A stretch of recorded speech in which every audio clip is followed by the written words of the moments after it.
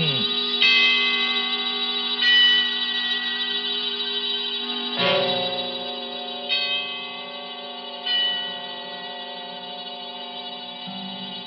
This is the Man in Black, here again to introduce Columbia's program, Suspense. Our distinguished stars tonight are two of the world's acknowledged masters of the art of suspense. They are Mr. Charles Laughton and Miss Elsa Lanchester. Mr. Laughton, who will soon be seen in the Metro-Goldwyn-Mayer picture, The Man from Down Under, is here to play a remarkable character created by England's noted thriller author, Agatha Christie.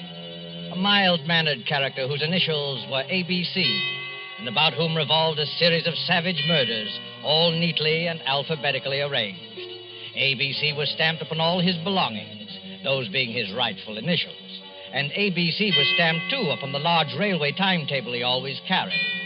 But there was nothing so odd about that detail, since no traveler in the British Isles would dream of planning a journey without consulting this famous railway schedule, the ABC. And so, with the ABC Murders by Agatha Christie, written for radio by Robert Tallman and William Spear, and with the performance of Charles Laughton, we again hope to keep you in suspense.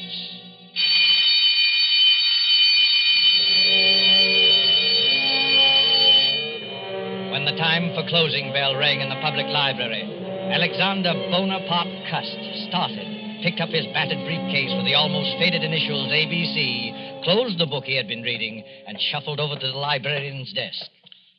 It's a most interesting book, librarian. I should like to come back sometime and read another chapter of it, if I may. Quite. Yes, Mr. Clark. Can I help you, sir? No hurry. Well, I'll be going along now. Thank you. Rum little chap, that. What do you think he was reading? Studies in epileptic somnambulism. Medical stuff, eh? Oh, I say, the little fellow left his briefcase. I'll catch him at the door. I say, sir, just a moment. You left something. Oh, dear, it's my briefcase. I'm terribly sorry. I seem to be getting more and more forgetful lately. Why, only the other day I left it on the counter in a tobacco shop. Lucky you have those initials. Not many people with the initials ABC sticks in your mind. What do you mean by that, sir? Well, after all, they're the first three letters of the alphabet. Practically the first thing we learn, you know, isn't it? Our ABCs. Don't mention those letters to me. They brought bad luck to me in more ways than one. Really? How's that? Well, I used to be a traveling salesman, and I used to carry one of those railway timetables in my pocket, the threepenny kind, in which they list the towns and all the railroads alphabetically. Oh, of course. Printed right on the cover, isn't it? Hey. ABC. Yes, that's right, sir. Well, stockings was my line, sir. I did door-to-door selling. Whenever I finished one town, out would come that timetable, and I'd look up the next stop on my route. I got sick of the sight of that ABC railway guide, I can tell you, sir. It was like a symbol of failure to me. One dingy little town after another, and all listed in that railway guide with ABC printed on the cover. My own initials staring out at me from every newsstand and every dirty little railroad station in the Midlands. Oh, come on. It couldn't have been as bad as all that. Matter of fact, I never noticed it till I began to get the headaches. Oh, you suffer from headaches? Yes. Have you seen a doctor about it? Oh, no. I wouldn't want to see a doctor about it. I already know what brings them on. Well, if you'd rather not talk about it... Oh, no, it isn't that at all, sir. It was just such a long time ago. During the last war, in fact, Chateau Theory. Chateau Thierry. Oh, I say, what a coincidence. I was in the thick of that myself. Well, yes, we must get together for a drink one day, talk over old times. Franklin Clark is my name. Oh, I'm pleased to meet you, Mr. Clark. My name's Cust. Alexander Bonaparte Cust. Well, they must have expected great things of you, giving you a name like that. I'm afraid they did, Mr. Clark, yes. I'm very much afraid they did.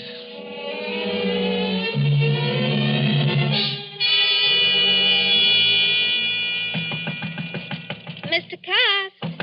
Oh, Mr. Cust. Who is it? It's me, Mr. Cust. I've brought you up a spot of tea. Oh, it's you, Miss Marbury. That was very thoughtful of you. Oh, nonsense. You know Mother dotes on you. You're her favourite lodger. In fact, why, Mr. Cust, you're packing your things. You're not leaving us, are you? Oh, no, I'm just taking a little trip over the bank holiday, you know. Now, don't try to deceive me, Mr. Cust. You're embarrassed about owing us, aren't you? No. You needn't be, Mr. Cust. Really, you needn't. Oh, you are a nice girl, Miss Marbury. You really are a nice girl. As a matter of fact, I'm not going just for the bank holiday. I've something rather important, some very important matters to take care of. You know, it's very possible that my mother didn't have me christened Alexander Bonaparte. Cussed for nothing. Oh, have you got a position, Mr. Cust? Well... What is it? Well... Oh, come, Mr. Cust. You can tell me, can't you? Well, Miss Lily, I can tell you this much. I shall be travelling quite a lot. In fact, where did I leave that ABC railroad guide? Oh, yes, here it is. First stop, Andover. Andover? That's not very far. No, but I must be getting on if I don't want to miss that train. Now, let me see. Have I got everything? There's my spectacles and my overcoat, my typewriter, my walking stick.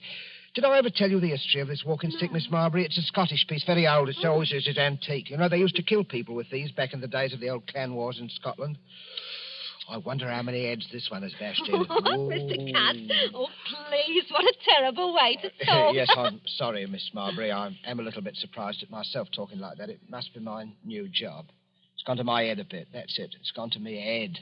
Have you got an aspirin by any chance? I've got an all.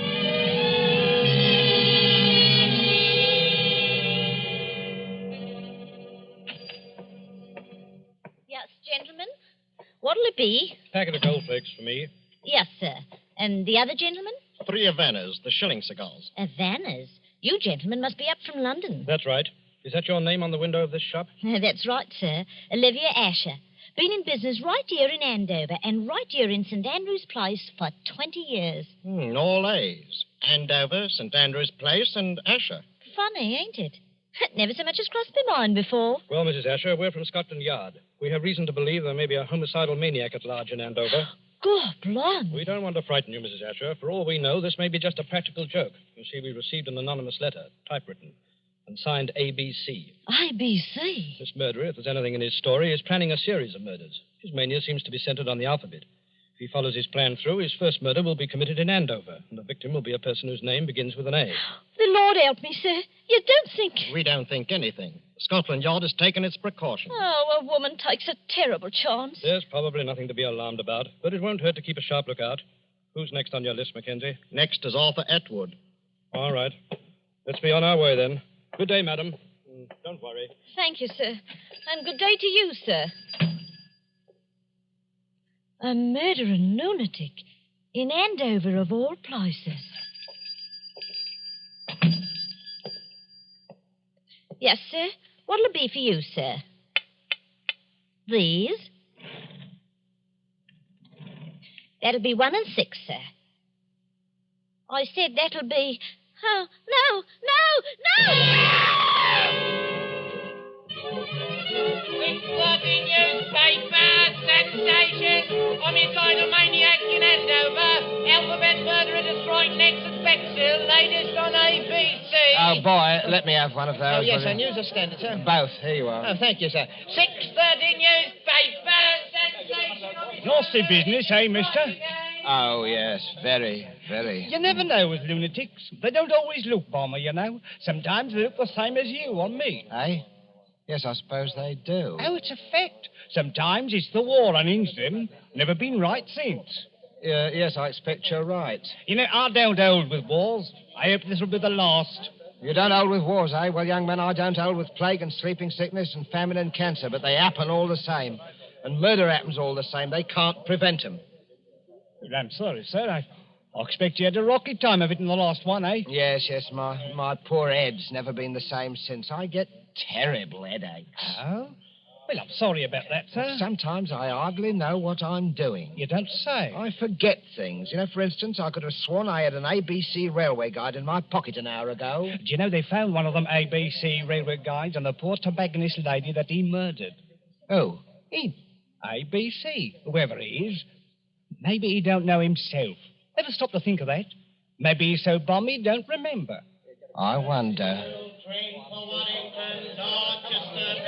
Bexhill, did he say Bexhill? That's my train. Well, goodbye, young man. Goodbye. 6:30 newspaper, sensation, homicidal lunatic to strike again. Police tracing typewriter on which murder notes were written. To strike at Bexhill, latest on ABC, alphabet murderer.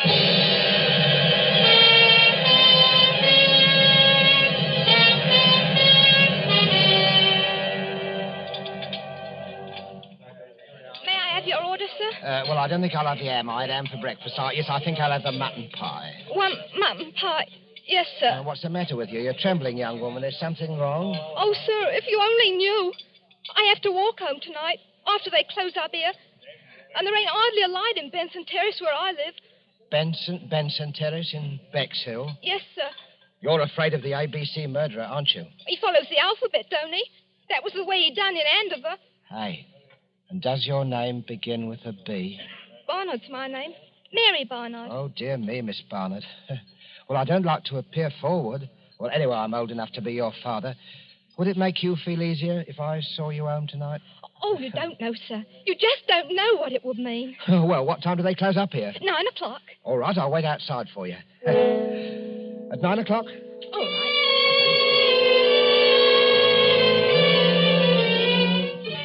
Ladies, waitress brutally murdered in Bexhill. ABC strikes again. Here you are, sir. Scotland Yard receives third murder note. Alphabet murderer to strike again in Cheston. Here you are. Yes, sir? Third class, single, to Cheston.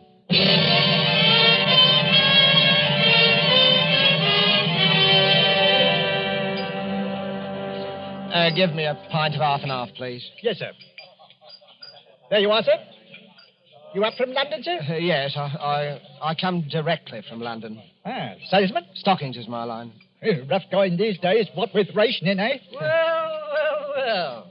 It isn't my old friend Alexander Bonaparte Cuss. I'm sorry, I'm afraid I don't remember. We met in the library, remember? Oh. In London. Yes, had quite a talk. Yeah. Franklin Clark, remember? Yes, of course. You'll forgive me, Mr. Clark. My memory, it seems to be getting worse and worse. But you must have come under better times, Mr. Cuss. New briefcase, I see. Nice, bright, new initials? Well, I got a job shortly after I saw you, Mr. Clark, from Ballinger Limited. Stockings. It's my old line, you know. But to tell you the truth, I haven't been doing very well. Oh, those headaches again? Yes, the headaches. And the murders. The murders have upset me something terrible. Oh, well, you're shaking like a leaf, man. No. Hey, Jonathan, a brandy for Mr. Cuss. He Thank needs you, it. sir. The trouble with you, Cuss, is you're inclined to be morbid. I remember that book you were reading the day we met, stuff about epilepsy. Well, it might be epilepsy, mightn't it? What? Well, they discharged me from the army before the war ended. You see, I had a kind of a fit, you know. And Never had anything like it again, have you? No, I didn't have a fit again, just the headaches. I forget what happens, hours at a time. Do you know, once I was sitting in a station waiting room and a newsboy came by and I bought a paper from him, and it was all about that first murder in Andover. Huh. It said the police had got another note, another typewritten note, Mr. Clark, and the murderer was going to strike next in Bexhill. And suddenly I realized I was in Bexhill. And I'd been in Andover the day before when the first murder happened. Well, how did you happen to go from Andover to Bexhill? Well, that's the way I'm supposed to go on my route, selling the stockings. I'm supposed to take the towns alphabetically. Oh, well, then it's not so surprising you should have been in Bexhill after all, is it? Just a coincidence. Well, the waitress in Bexhill there, I walked home with her that night, Mr. Clark, the night she was murdered. Oh, good heavens, Cusk, you don't think you killed Mary Barnard, do you? I don't know, Mr. Clark. It said in that book that people who have had epileptic fits often do things and don't remember them. They even commit crimes. I said good night to her, and after that, I don't know what happened. The notes, those typewritten notes. Wouldn't you have remembered if you'd written them? I don't know. Well, now, I know a little something about psychology myself, Cust. And I'd stake everything I own on the fact that the man who wrote those notes was conscious of what he was doing.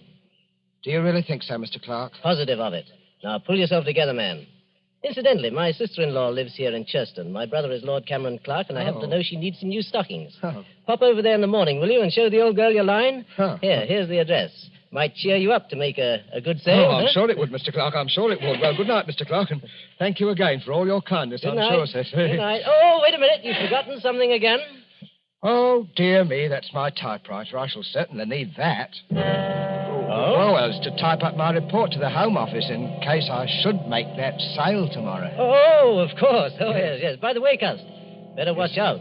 Somebody in Cheston is going to be murdered tomorrow. Aye. Old ABC is up to the letter C, you know, and your name is Cuss. Huh?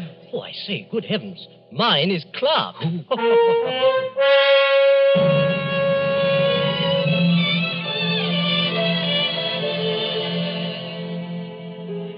Well, thank you again for your generous order, Lady Clark. I hope you'll be pleased. This line of woolen line of stockings is one of Ballinger's best buys right now, Lady Clark. My brother-in-law told me that you'd had some unfortunate times lately, Mr. Cust. Yes. But I really did need the stockings, and I should Hello be... again, Cust. Hello, I've sir. been stuffing myself with bacon and eggs. Make a sale, old boy? Oh, yes, Mr. Clark. Thank you very much. Good, good. Louise is filthy with money, and her ladyship's legs are in constant need of recovering. Oh, I wouldn't say that, Yes, sir. really. She wanted the stockings. Well, thank you very much, my lady. I hope I shall have the privilege of serving you again next year. Goodbye, Mr. Cust, and good luck. Cheerio, Cust.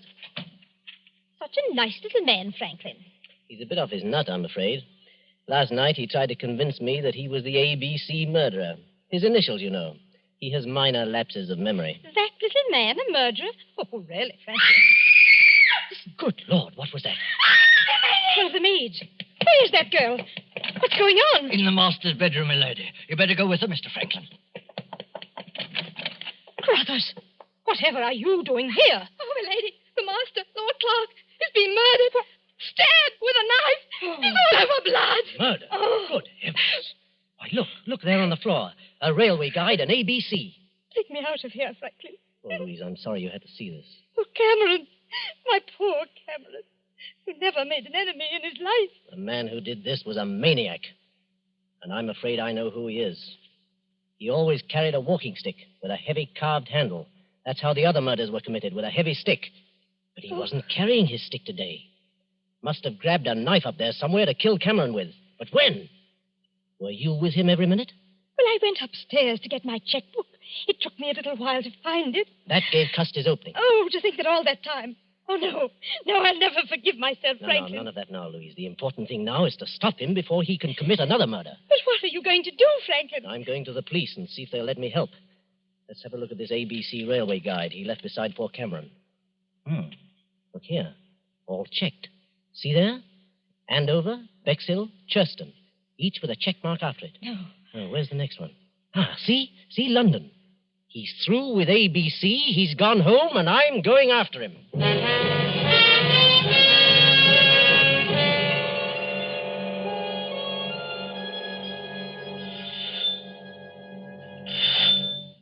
Yes? Well, Mr. Cust, come in. Whatever kept you away so long? Miss Lily, I've got to talk to you alone. Oh, well, I'll go up with you. I want to show you the new curtains I put up in your room anyway. Oh, you are a nice girl, Miss Lily, really are a Yeah, nice let me girl. carry one of these, Mr. Cust, the typewriter. No, I'll carry my own things, thank you. Oh, Mr. Cust, you're trembling. Oh, dear, you do look a fright. Look, I'm going to straight and get you a hot foot bath. No, not now, please. Not now, Miss Lily. There's no time for it. What is it, Mr. Cust? Close the door and lock it. Are you in some trouble, Mr. Cust? I'm in terrible trouble, Miss Lily. I want you to hear the story first from me. You're the only one who has ever been my friend. Oh, I've had a lonely life, Miss Lily. Oh, poor Mr. Cust. Poor Mr. Cust. That's what they always say about me. Poor Mr. Cust. I thought you were Now, different. don't take on so, Mr. Cust. It was only a manner Oh, of you speaking. don't need to worry. I'm all right now. I never get 2 spells in one day. Spells? Mr. Cust, I don't understand. What Well, do you... you heard of the ABC murders? Shocking affairs. But, Mr. Cust, why are Miss you Lily, saying the to... police will be here at any minute. Please let me finish. I don't want you to think harshly of me, Miss Lily. I didn't plan it ahead. My instructions told me where to go. Some people can't help what they do. There are diseases. Epilepsy, for instance. You do things you don't remember. You commit crimes.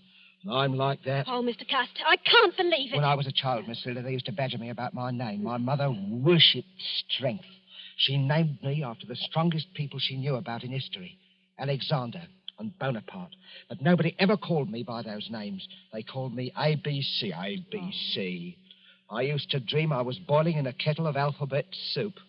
I was a terrible disappointment to my mother. Mr. Cust, you're unsettled and tired. You've got to hear me out, Miss Lily. Oh, You've got... my Now, arm! listen to me, You're Miss Lily. hurting me, Mr. I could have been a hero once in the army in the last war. I was happy. I could have made something of myself. Then I started getting the headache. No, Mr. You must hear me out, Miss Lily. I started forgetting things after they discharged me from the army. Shock, they called it. I used to have dreams. I was a great ruler. The destiny of men was in my hands. I had the power over them of life and death. Let me go. Oh, please let me go. First, there was Andover, that tobacconist. I can't even remember what she looked like. Then there was Bexhill. I walked home with a waitress from the station restaurant. She was murdered, too. In Churston, I sold a dozen pair of stockings to a lady, and while she was upstairs getting her checkbook, her husband was murdered on the floor where I was waiting. And now I've come back here. Maybe the alphabet charm is over. Or is it? This is London. L. Your name is Lily. Are you trying to frighten me, Mr. Cust? I am trying to convince you. You, murderer? I'd as soon believe it as my own mother. What about this? Look at it. Oh, no. Look closely at it. I found it in my briefcase when I came on the train, Miss Lily. This knife murdered a man in Churston just 3 hours ago.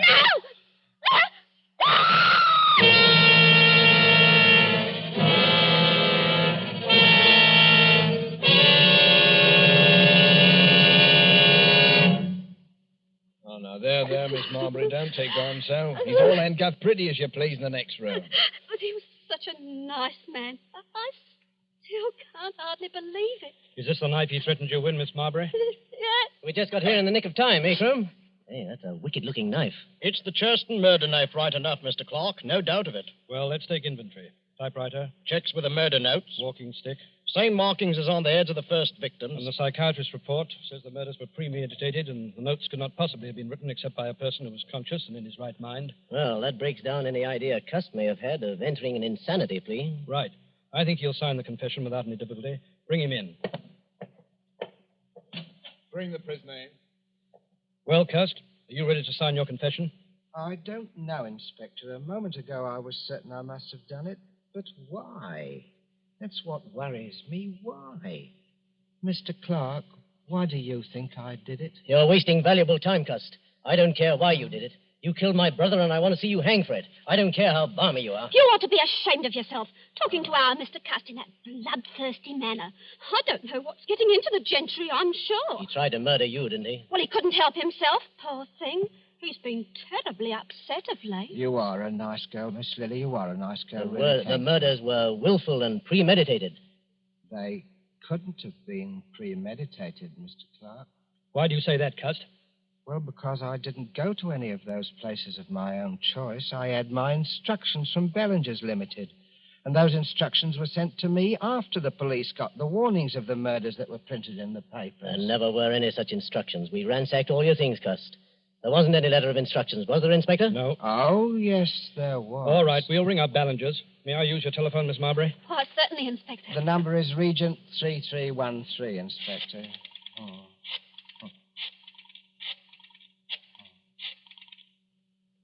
Ballinger's, are you there? Put me on to personnel.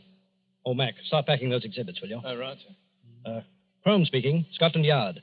At what date did you employ a commercial traveler named Alexander Bonaparte Cust? No, Cust. A.B. Cust.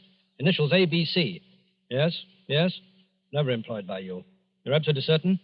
Did you send a man to Andover or Bexhill last week? Not on your route. Thank you. That's all I wanted to know. Too bad, Cust. I guess this knocks out your last ghost of a chance, doesn't it? No, Mr. Clark. Because, you see, the instructions were in a letter, and that letter is right in this room. Well, let's have a look. Come on, Mackenzie. Give me a hand. Let's go through these things again. It won't do you any good to look there, Mr. Clark. I have the letter. Would you like to see it, Mr. Crome? It's here. Well, I'll be... Where did you get that? It wasn't on him, Inspector. I'll swear to that. Where did you have this hidden? Well, Inspector, it isn't generally known, but I do wear a small hairpiece. Not out of vanity, mind you. I find it necessary for the business. Let's see that letter. Oh, gladly. Dear Mr. Cust, enclosed find advance. Typewriter is being posted today. You will... What a lot of nonsense, Inspector. Look at the typeface of that letter. It's obviously written on Cust's typewriter. Yes, that's right, Mr. Clark. And the man who wrote that letter was the murderer. Cool as you like, he sent the typewriter to me and instructions on one of Ballinger's letterheads and the money and everything else. What kind of stunt are you trying to pull here, Cust? No stunt. It's just that when you made that telephone call, Inspector, and Ballinger said I'd never worked for them, I knew that the typewriter must have been sent to me by the murderer. And the more I thought about it, the more it seemed to me that the murderer must be Mr. Clark. What? Why, this is too utterly fantastic, Inspector. Really, the murderer would have to had to know something about me. Something I'd never confided to anyone but to Mr. Clark about my headaches. I'd been reading a book in the public library, Inspector, a book on epilepsy, and it seemed to me that what I suffered during the last war might have been epilepsy. And it was on my mind, see? It said that epileptics might commit crimes and not remember them under certain conditions. Without that to go on, the murderer couldn't possibly have pinned the crime on me. That works two ways, Cust. You might have told me that story deliberately. just so you could cook up this story now. Well, I couldn't cook up your fingerprints, Mr. Clark. And I'll wager anything. Your fingerprints are on that letter. Oh, come now, really. Well, that's easily settled. We can do it right here. Won't take a moment. Take a set of Mr. Clark's fingerprints, Mackenzie. You examine the prints in the letter meantime. Right, Inspector. Just press your fingers down firmly on this ink pad, Mr. Clark. What is it, Mr. Clark? It's quite simple, really. Yes, it's so simple it isn't even necessary. I'm afraid this is necessary, Mr. Clark. Only a matter of routine, you know. But I tell you it isn't necessary because Cust is right. I am the murderer. You? But wait, then you killed your brother Cameron Clark so that you would inherit the estate? Yes, exactly. But the others, the A and B murders in Andover and Bexhill and... I committed them, all of them. Yes, but... Come now, gentlemen, surely you'll give me credit for thinking this thing through. If only my brother Lord Clark had been murdered, I, being the only heir, would have had a lot of explaining to do.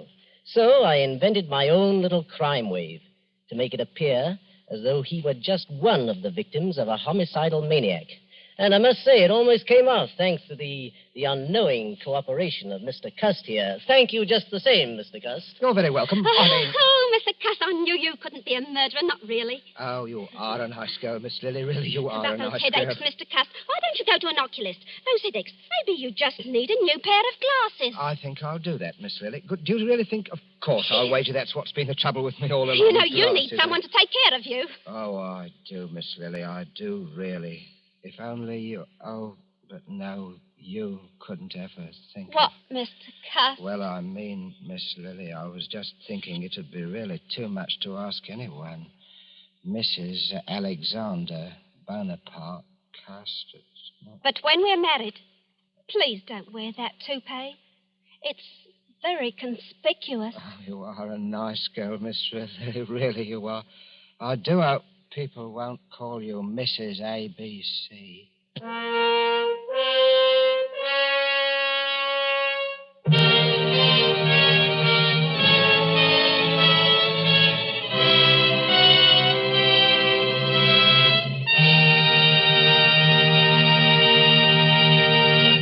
And so closes the ABC Murders, starring Charles Laughton with Elsa Lanchester and Bramwell Fletcher. Tonight's tale of Suspense. This is your narrator, the Man in Black, who conveys to you Columbia's invitation to spend this half hour in suspense with us again next Tuesday, when Agnes Moorehead will return to our stage as star of the suspense play called She Overheard Murder Speaking.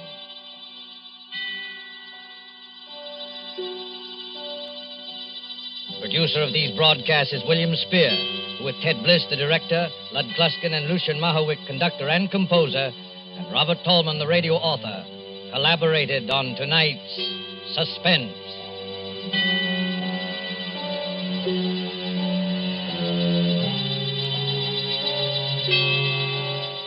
This is the Columbia Broadcasting System.